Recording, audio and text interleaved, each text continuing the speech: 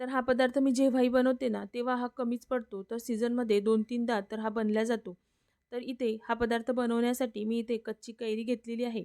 सर्वात आधी याचं डेट कट करून घ्यायचं आणि याचे सगळे साल आहे ना, ते काढून घेऊया.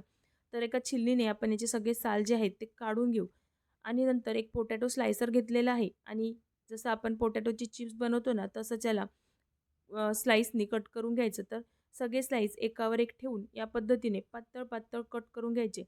तर सगळे साईज मी इथे कट करून घेतले. तर बघू शकता या पद्धतीने मस्त असे लांब-लांब कट करून घ्यायचे. हे सगळे कट करून घेतलेलं जो कैरी आहे ना, ते एका भांड्यामध्ये टाकून घ्यायचा.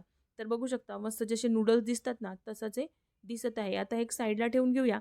एक चॉपर घेतला आहे त्याच्यामध्ये मिरची टाकून घेतल्या तर मी इथे 10-12 हिरव्या मिरच्या घेतलेल्या आहेत. तर ह्या जास्त तिखट नाही आहेत. तुम्हाला वाटते ना, तर तिखट मिरची देखील तुम्ही याच्यामध्ये घालू शकता.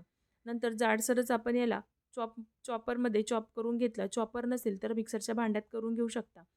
आता आपण जे कैरी कट करून ठेवली होती, याच्यामध्ये थोडंसं मीठ टाकून घेतलं, थोडी साखर टाकून घेतली आणि हे जे मिरची कट करून घेतली होती, ते टाकून घेऊया. मिरची जास्त तिखट नव्हती, त्याच्यासाठी मी ते चिली फ्लेक्स टाकून घेतलं, म्हणजे त्याचा रंग देखील छान येईल. एका पॅनमध्ये गरम तेल करून घेतलं, त्याच्यामध्ये हिंग टाकून ते तेल याच्यामध्ये टाकून घ्यायचं. मस्त असं चमचमीत पदार्थ तयार आहे. आवडला असेल तर लाईक करा.